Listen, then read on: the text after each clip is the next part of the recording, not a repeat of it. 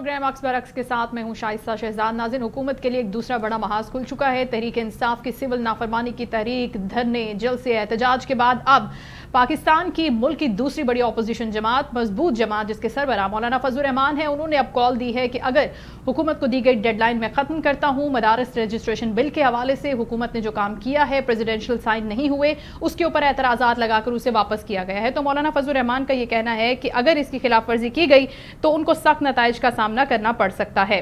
गुज़श्ता रोज़ मौलाना साहब ने खिताब किया था पेशावर में और उन्होंने यही कहा था कि हम रियासत से लड़ना तो नहीं चाहते, लेकिन अगर हमने इस्लामाबाद जाने का फैसला कर लिया तो फिर हमें कोई रोक भी नहीं सकता, और हम दूसरी किसी भी सियासी जमात की तरह नहीं है कि जाएंगे तो उठ जाएंगे, कारकुनान भाग जाएंगे, हम वहां पर डटे रहेंगे और जो हमारे मुतालबात हैं और मदारिस रजिस्ट्रेशन के ऊपर जो अब सियासत हो रही है उसको ख़त्म करके दम लेंगे। दूसरी जानिब उनका ये कहना था कि जब 26वें आईनी तरमीम के ऊपर तमाम बिल्स पास हो गए, हमसे नेगोशिएशन हो गई, हमने उनके हाँ में हाँ भी मिला दी, तमाम मामला तय पा गए, तो अचानक से फिर पार्लियामेंट से भी और सेनेट से भी इसके मंजूर होने के बाद, मदारिस रजिस्ट्रेशन बिल के बाद, अब ये एक जो नया महाज खोला गया है, इसके ऊपर हुकूमत क्या करने जा रही है, इसी सारी सूरत हाल पर हम बात करेंगे। सबसे पहले हमने शो में दावत दी है हाजी गुलाम अली साहब को, साबिक गवर्नर खैबर पख्तूनख्वा में ज्वाइन कर चुके हैं। अस्सलाम वालेकुम सर। वालेकुम सलाम। बहुत शुक्रिया सर आपके वक्त का। आप ये गुफ्तगू सुन भी रहे हैं और आपको खुद भी बहुत अच्छे से पता है कि मौलाना साहब बात करते हैं कि एक मुआहिदा जब हुकूमत के साथ तय हो गया था, उस वक्त की हुकूमत के साथ 2019 में, अब उस मुआहिदे की खिलाफ वर्जी की एक तरफ बात की जा रही है, दूसरी तरफ मौलाना साहब हुकूमत से सख्त नाराज है कि जब पार्लियामेंट से मंजूर हो गया, सेनेट से मंजूर हो गया, तो अब पाकिस्तान पीपल्स पार्टी या फिर सदर आसिफ अली जरदारी इस पे साइन क्यों नहीं कर रहे, इस पर एतराज़ात क्यों लगाए जा रहे हैं। आप क्या समझते हैं कि दोनों जगहों से, दोनों फरीकैन की जानिब से कहां पर क्या गलती है और मामला असल में है क्या? बिस्मिल्लाहिर्रहमानिर्रहीम। बहुत शुक्रिया। एक अहम मौजू पे आपने आज हमें ये मौका फराहम किया। देखिए, असल में बात यह है कि जमीयत उलमा इस्लाम जो है तो एक तारीख रखती है और हम हमेशा, हमारी कोशिश रही है, मौलाना फजल रहमान साहब की कोशिश रही है कि हम इस मुल्क में सियासत, आईन, कानून और रियासत को मद्देनजर रखकर करें जी। हमारे कभी भी रियासत के खिलाफ, आईन के खिलाफ वर्जी, ये कभी हमारे दामन पर ऐसा कोई दबा नहीं है। अब दो बातें हैं। एक चीज होती है जो कि सियासी जमातों में, सियासी कायदीन के दरमियान टेबल टॉक होती है, डिस्कशन होती है, तो उससे आवाम पीछे होते हैं, उनको इतना इल्म नहीं होता और लीडरान सब कुछ करते हैं। अब ये मदारस रजिस्ट्रेशन बिल जो है, आईनी तरमीम जो है, देखिए ये इलेक्शन से पहले जो हुकूमत थी और उसमें भी वजीर आजम मोहतरम शहबाज शरीफ साहब थे, उसमें वजीर खारजा मोहतरम बिलावल भुट्टो जरदारी साहब थे और उस हुकूमत में हम भी शरीक थे और पार्टियां भी शरीक थी। उसमें भी ये पास हो चुका था। उसके अलावा जब 26वीं तरमीम हो रही थी तो उसमें मौलाना फजल रहमान साहब ने रियासत के लिए, मुल्क के लिए, अवाम के लिए जो किरदार अदा किया वो तारीख में हमेशा याद रखा जाएगा। और बिलावल साहब ने भी बहुत कोशिश की। रात के 3-3 बजे तक मौलाना फजल रहमान के रिहाइशगाह पर ये मीटिंग होती थी। अब हमें अफसोस ये है ना कि दो पहलू हैं। एक पहलू ये है कि जिन चीजों पे हम मुत्तफिक हो चुके थे, वो मसौदा, वो ड्राफ्ट हुकूमत और बिलावल भुट्टो जरदारी साहब ने हमें दिया है और वही ड्राफ्ट कैबिनेट वजीर आजम की मौजूदगी में उन्होंने मंजूर किया है और वही ड्राफ्ट इन्होंने पेश करके कौमी असम्बली ने मंजूर की है और फिर सेनेट में पेश करके मंजूर हो चुकी है।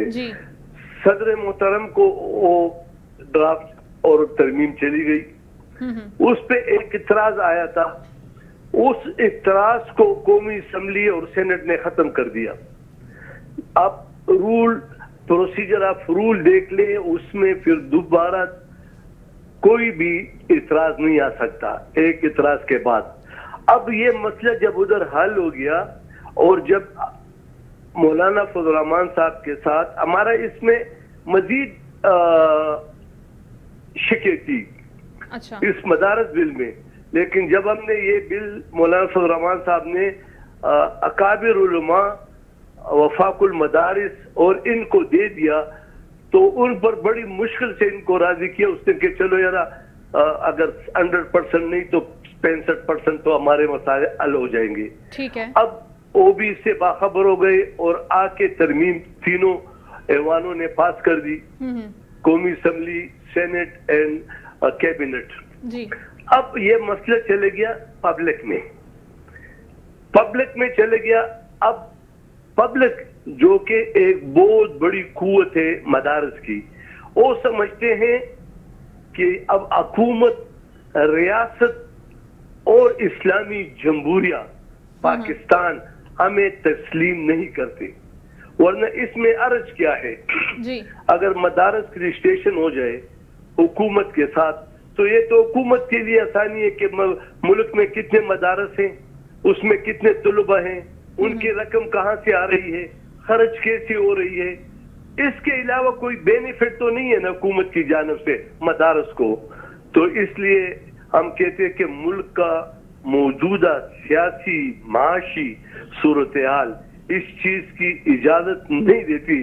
جس طرح آپ نے پہلے اپنے انٹرو میں کہا کہ ایک طرف تحریک انصاف کیول نافرمانی اور اس قسم کے اعلانات کر رہے ہیں اور ہم یہ نہیں چاہتے کہ ہم بھی سڑکوں پر آئے. لہذا ہم یہ کہتے ہیں ارباب اقتدار کو کہ انشاءاللہ تعالی یہ بل منظور کر کے جمعیت علماء اسلام دم لے گی. یہ کسی کی خامخیالی نہیں ہونی چاہیے. لیکن ہم ملک میں یہ تاریخ بھی رقم نہیں کرنا چاہتے کہ کل ہر ایک احتجاج کے ذریعے قانون سازی کرے.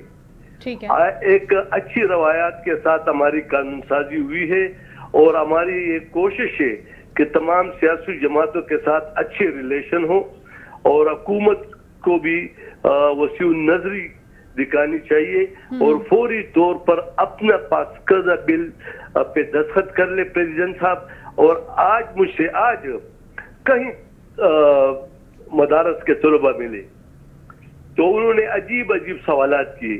انہوں نے مجھے کہا کہ جب کیبنٹ پاس کر رہا تھا تو کیبنٹ میں ایک بھی اس طرح بندہ نہیں تھا کہ یہ مشکلات سے آگاہ کرتے. لا ڈویژن میں بھی کوئی نہیں تھا, پوری قومی اسمبلی میں بھی کوئی نہیں تھا, پورے سینٹ میں بھی کوئی نہیں تھا. تو پھر تو اس لیے تو ہمارا ملک پیچھے کی طرف جا رہا ہے کہ وہاں پر اس طرح مفکر اور لا سے سمجھنے والے لوگ اور آئین اور قانون سے سمجھنے والے کی کمی ہے. تو آپ سمجھتے ہیں غلام علی صاحب, آپ سمجھتے ہیں کہ اب جو صدر صاحب نے اعتراضات لگائے ہیں وہ قانونی اور آئینی ہیں؟ اور دوسرا بڑا سوال یہ ہے کہ اگر اب اعتراضات لگ گئے ہیں تو آپ چاہتے ہیں کہ اب انتشار مزید نہ پھیلے, گو کہ اگر ہم پاکستان تحریک انصاف کے دھرنے اور احتجاج کی بات کرتے ہیں تو وہ ایک بالکل ڈیفرنٹ کال ہے جس کو آپ بھی جانتے ہیں, اور مولانا صاحب کی جو کال ہے وہ بالکل ہی ایک ڈیفرنٹ کال ہوگی. اس کی کیا سیریسنس ہوگی یہ حکومت بھی بہت اچھے سے جانتی ہے, کیونکہ محسن نقوی صاحب بڑی تیزی سے اس معاملے کو کنیکٹ کرنے کی کوشش کر رہے ہیں کہ یہ مسئلہ کسی طرح ریزالو ہو جائے. لیکن اب سوال یہ ہے غلام علی صاحب کہ کیا جے یو آئی پہ مولانا صاحب باقی تمام علماء کرام سے ملنے کے بعد کیا اپنے اس بل پر, اس ایکٹ پر جس کو وہ کہتے ہیں کہ اس پر سائن ہو جائے, اس میں کوئی لچک دکھا سکتے ہیں؟ جو اعتراضات ہیں ان کے اوپر نیگوسیشن ہو سکتی ہے, مشاورت کے بعد اس میں کوئی تبدیلی ہو سکتی ہے یا نہیں؟ کل کے مولانا فضل الرحمان کا بیان بہت واضح تھا کہ ہم ان کو تھوڑی مہلت دے رہے ہیں کہ یہ خوش اسلوبی سے ملک کی موجودہ سیاسی صورتحال کو دیکھ کر اپنے پاس شدہ بل کی لاج رکھ کے دستخط کر لے. اور اس کا ضامن بلاول بھٹو زرداری ہے. وہ اس کے اور آج بھی اگر آپ ان سے انٹرویو لے لو تو یہ کہے گا کہ میرا وزن مولانا فضل الرحمان کے پرلے میں ہوگا. تو اب چاہیے کہ ہم ان کو ایشو نہ بنائیں اور ہم امید کرتے ہیں کہ حکومت اوش کے ناخن لے گی, کیونکہ اور جماعتوں کے احتجاج اور جمعیت علماء اسلام کے احتجاج اور ورکروں میں فرق ہے. ہمارا جو ورکر ہے, جو دینی مدارس کا ورکر ہے, جو طالب علم ہے, وہ سب کچھ हम सब मुसलमानों का ईमान है کہ ہم مریں گے, حساب کتاب ہوگا, جنت و دوزخ ہوگا اور سب کچھ اللہ کے سامنے پیش ہوگا, تو اسی کے لیے دن رات محنت کر رہے ہیں. تو اس دین کے لیے, محمد رسول اللہ صلی اللہ علیہ وسلم کے ناموس کے لیے, ختم نبوت کے لیے وہ تو سر دربر کی بازی لگاتی ہے. تو یہ مذہبی مسئلہ ہے اور پھر ایک بہت بڑے پاپولیشن کو ہم ایکسیپٹ نہیں کر رہے ہیں.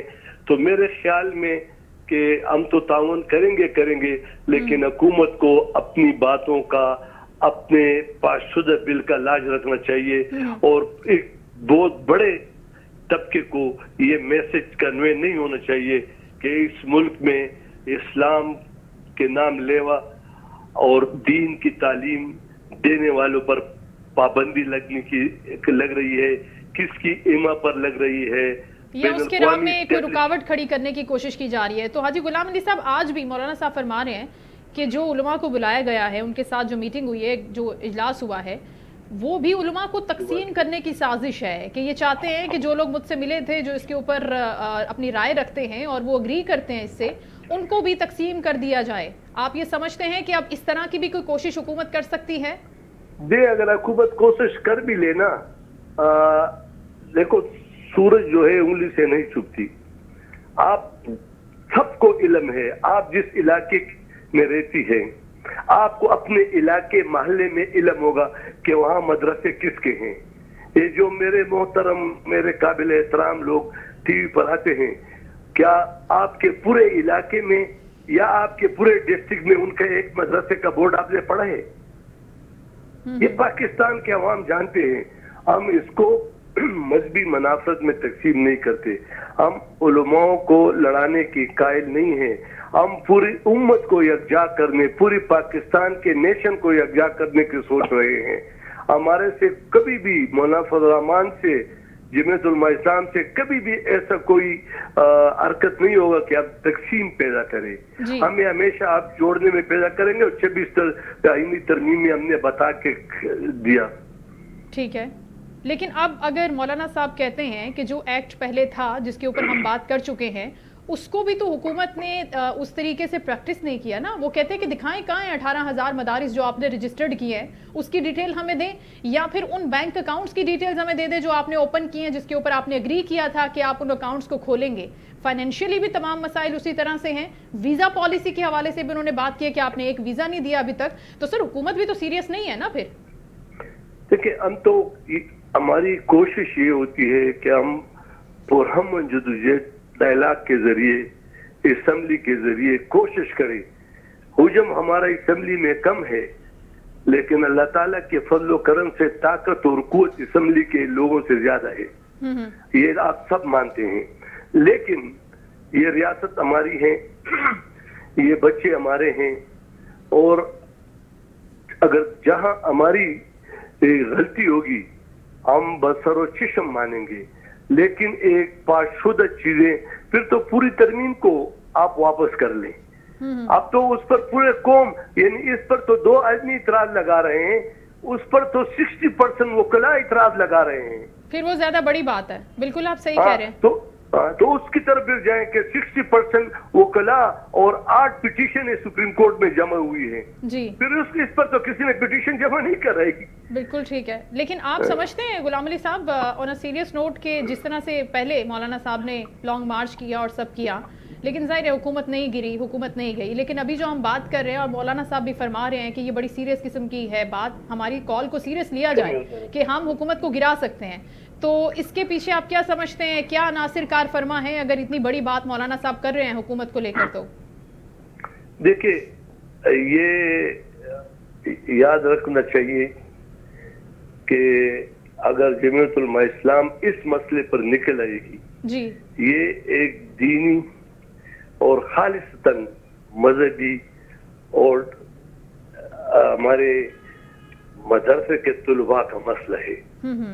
آج تک ہمارے, دیکھیے, جب بھی ہمارا جلسہ ہوا لوگ کہتے ہیں کہ یہ مدرسوں کے طالب علم لا رہے ہیں. کبھی بھی مدرسوں میں ہم نے چھٹی نہیں کرائی, اور شاید اس پر پورے پاکستان میں اس طرح نوعیت پیدا ہو کہ چھٹی کرائے. اور یہ لوگ چونکہ ایمانی حد تک اس پر یقین رکھتے ہیں اور اسی کے لیے جدوجہد کرتے ہیں. تو میں کہتا ہوں کہ حکومت اس کو اس طرح آسانی سے نہ لے. یہ بہت سیریس مسئلہ ہے اور مولانا فضل الرحمان بھی بڑے دیکھ کر باریک بینی سے قدم رکھتے ہیں کہ ہم ریاست کو کسی اور مشکل میں نہ ڈالے اور حکومت خود اوچھ کے ناخن لے اور یہ کر لے. اچھا چلیں، حکومت تو ایک طرح سے ہم بھی دیکھ رہے ہیں کہ وہ بات کر رہی ہے، نیگوشیٹ کرنے کی کوشش کر رہی ہے مولانا صاحب سے بھی، شہباز شریف صاحب خود بھی. لیکن مولانا صاحب جو غلام علی صاحب یہ فرما رہے ہیں کہ ہمیں دھمکیاں نہ دی جائیں، وہ دھمکیوں کا ذکر کہاں سے کر رہے ہیں؟ کیوں ان کو دھمکیاں دے رہا ہے کوئی؟ کیونکہ حکومت تو یہ نہیں کر رہی، حکومت تو بات چیت کے ذریعے اس مسئلے کا حل چاہ رہی ہے اپیرنٹلی، جو ہمیں نظر آ رہا ہے. شاید وفاقی حکومت ایک نہ ایک وزراء کبھی کبھی اگر کس لہجے میں بات کرتا ہے اور مولانا صاحب نے اس کو دھمکی سمجھی ہو تو یہ تو حقیقت بات ہے کہ دیکھو مولانا فضل الرحمان کی سیاسی بصیرت، اس کی دور اندیشی، اس کا جو دلائل کی سیاست ہے، تو میرے خیال میں اسے اس لہجے میں بات اگر کر لی جائے تو بہتر ہوگا، نہ کہ بقول مولانا صاحب کے کہ مجھے اگر دھمکی دی جا رہی ہے تو اس سے ہمارے کارکن مزید مشتعل. آپ سمجھتے ہیں کہ کسی وزیر نے دھمکی دی ہے؟ ہو سکتا ہے، میرے نوٹس. اچھا، ویسے غلام علی صاحب آپ زیادہ بہتر طریقے سے بتا سکتے ہیں، ایسا کوئی بھی وزیر، کوئی مشیر ابھی موجود نہیں ہے کیبنٹ کے اندر جو مولانا صاحب کو دھمکی دے سکے؟ اتنا بڑا قد ابھی ہے نہیں کسی کا. ایسا دھمکی نہیں ہو سکتے، انہوں نے وہ ترمیم کے حوالے سے بات کی ہو کہ یہ نہیں ہو سکتا یا اس طرح، تو یہ بھی دھمکی ہے نا ایک قسم کی. اچھا چلے ٹھیک ہے، آپ کہتے ہیں تو مان لیتے ہیں. تھینک یو سو مچ. حاجی غلام علی صاحب سابق گورنر خیبر پختونخوا گفتگو فرما رہے تھے ہمارے ساتھ. اور ابھی جو یہ معاملہ ہے ناظرین، یہ اتنی آسانی سے حل ہونے نہیں والا، کیونکہ مولانا فضل الرحمان صاحب بڑی سخت تقریر کر چکے ہیں پشاور میں جب انہوں نے گفتگو کی ہے بہت بڑے کراؤڈ کے ساتھ. تو ان کا یہی کہنا تھا کہ یہ کوئی عام مسئلہ نہیں ہے اور اس کو سیاست کی نظر ہم کرنے بھی نہیں دیں گے، اور نہ ہی یہ کوئی سیاسی مسئلہ ہے. یہ دینی مدارس کا مسئلہ ہے، یہ ہمارے بچوں کے مستقبل کا مسئلہ ہے، اور اس مسئلے کے اوپر حکومت سے ہم آخری حد تک لڑیں گے اور بات کریں گے. اب جو بل منظور ہو گیا تھا، کیبنٹ سے بھی ہو گیا، پارلیمنٹ سے بھی ہو گیا، ہر طرح سے آپ نے اس کو منظور کر لیا، اس پر کوئی اعتراض نہیں لگایا. لیکن آخر میں جب صدر مملکت صاحب اعتراض لگا رہے ہیں تو اس کے اوپر حکومت کو ایکشن لینا چاہیے، ان کو فرنٹ فٹ پہ آنا چاہیے، نہ کہ مولانا صاحب یہ فرما رہے کہ ہمیں آگے آ کر کوئی دھمکی دینے کی ضرورت پڑے. لیکن ان کا یہی کہنا تھا کہ اب جب معاہدے کی خلاف ورزی ہوئی، حکومت اس طریقے سے اس پر عمل کر نہیں رہی، تو سارے معاملات ابھی حکومت کو دیکھنے ہوں گے، ورنہ یہ حکومت کے لیے ایک بڑی مشکل ثابت ہو سکتی ہے. کیونکہ حکومت خود بھی دوسری جانب پاکستان تحریک انصاف کے مسئلے کو بھی کوپ اپ کرنے کی کوشش کر رہی ہے. ہم نے دیکھا کہ ابھی وہ ایشو بھی ریزالو نہیں ہوا. آئے دن پاکستان تحریک انصاف کوئی نہ کوئی احتجاج کی کال دیتی ہے، جس کے اوپر حکومت کے لیے خاصی مشکل کھڑی ہو جاتی ہے. اور دوسری جانب اگر مولانا صاحب بھی ایسی کوئی چیز کرتے ہیں، ایسی کوئی پلاننگ کرتے ہیں، تو وہ بھی حکومت کے لیے ایک بڑی مشکل ہو سکتی ہے. محسن نقوی صاحب کا امتحان خاصا کڑا نظر آتا ہے، کیونکہ اب پوری کی پوری ذمہ داری انہوں نے اٹھائی ہے. آج بھی علماء کرام سے انہوں نے ملاقات کی ہے، ان سے بات کرنے کی کوشش کی ہے، ان کی رائے جاننے کی کوشش کی ہے. لیکن مولانا صاحب اس پورے معاملے کے اوپر ذرا سی بھی فلیکسیبلٹی، ذرا سی بھی لچک دکھانے کو فی الحال تو تیار نہیں ہے. لیکن اگر کچھ ملاقاتیں آنے والے دنوں میں ہوتی ہیں اور ان کو منانے کی کوشش کی جاتی ہے تو پھر دیکھنا ہوگا کہ وہ کس حد تک اپنی اس چیز سے پیچھے ہٹتے ہیں. لیکن ابھی جو حالات ہیں اور جو معاملات ہیں، جس میں پاکستان تحریک انصاف کا بھی بڑا رول کہا جا رہا ہے، کیونکہ 2019 میں ان کے ساتھ بات چیت ہوئی تھی، ان کے ساتھ نیگوشیٹ کیا تھا بینک اکاؤنٹس کے معاملے پر، رجسٹریشن کے معاملے پر، جس پر مولانا فضل الرحمان یہ کہتے ہیں کہ کوئی ڈی جی نہیں ہونا چاہیے وزارت تعلیم کا جو واچ ڈاگ کرے، جس کے انڈر جو ہے وہ مدارس آئیں. ہاں، منسلک ہونا، افیلیٹ ہونا، رجسٹرڈ ہونا ایک دوسرا مسئلہ ہے، وہ ہم کر سکتے ہیں.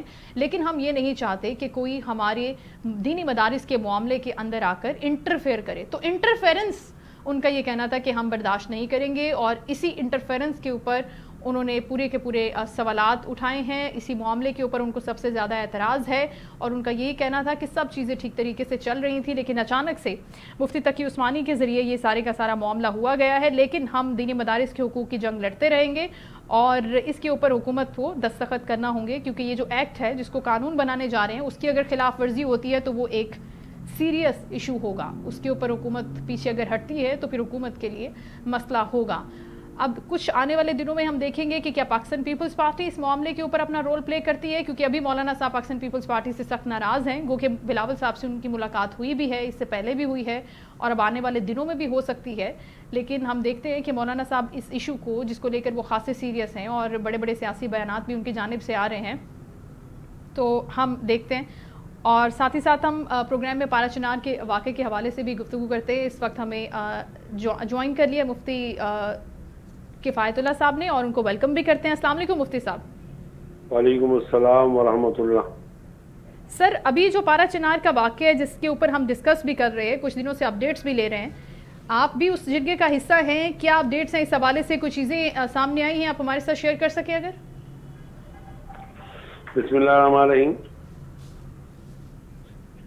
پاڑا چنار اور یا یہ کہ کرم ضلع میں ایک عرصے سے بڑی بدامنی ہے. جی. سینکڑوں کی تعداد میں لوگ مارے گئے ہیں. جی. اور بنیادی طور پر تو وہ جھگڑا وہاں پر زمینوں کا ہے. جی. لیکن بعد میں اس کو مذہبی رنگ دیا گیا ہے. ٹھیک ہے. شیعہ و سنی کے نام سے. تو وہاں 5 مہینوں سے شہر محصور ہیں, غذائی قلت ہے اور راستے بند ہیں. تو اکتوبر کی 13 تاریخ پر یہاں پشاور میں ایک بہت بڑی کانفرنس ہوئی تھی. جی. ایک جرگہ ہوا تھا جس میں 10 لاکھ لوگ موجود تھے پشتون. انہوں نے وہاں فیصلہ کیا تھا کہ ہم نے ہر حال کے اندر قرم کے اندر امن لانا ہے. ٹھیک. تو پھر 1 مہینے کے بعد اس قرم کے لیے ایک پشتون جرگہ تیار کیا گیا اور مجھے اس کی سربراہی دی گئی. یہ جرگہ 120 آدمیوں پر مشتمل تھا.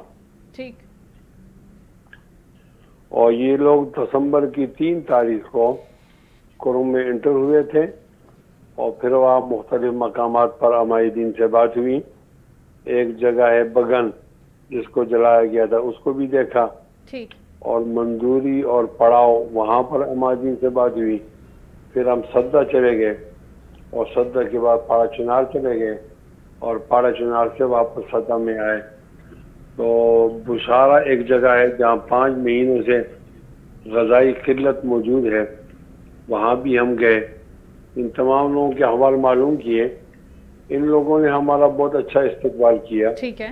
جگہ جگہ پر انہوں نے کھڑے ہو کر استقبال کیا اور خوشی کا اظہار کیا.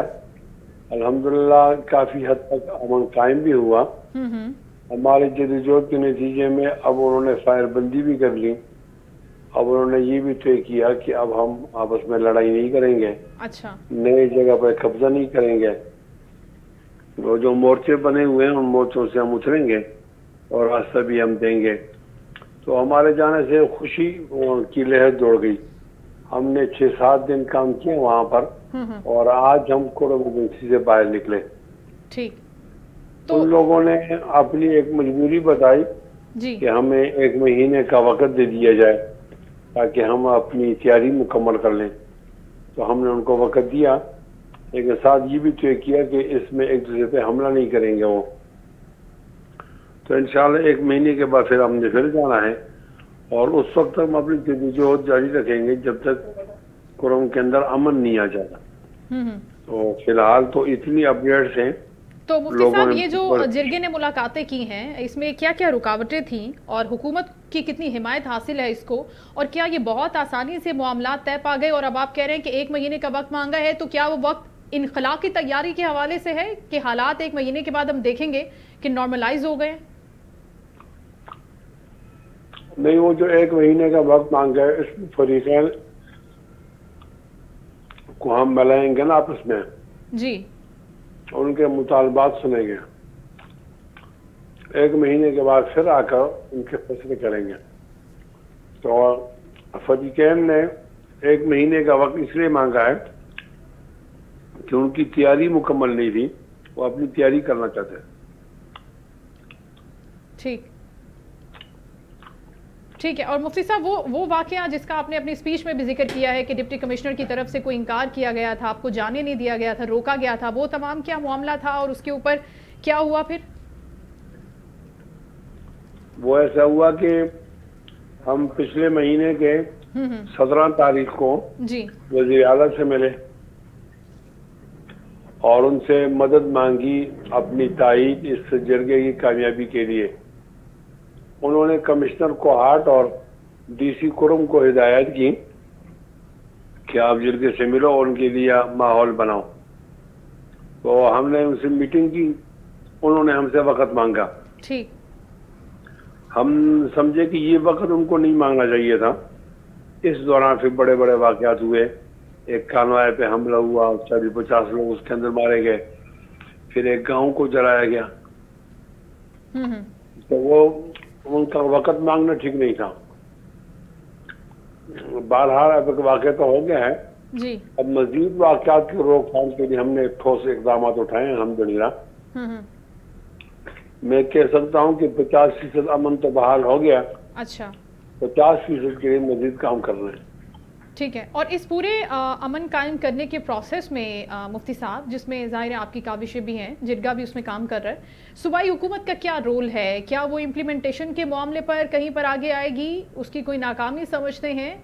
आप क्या समझते हैं कि वो कहाँ पर खड़ी है? सूबाई हुकूमत तो वहाँ नजर नहीं है, वो बराए नाम है। अच्छा।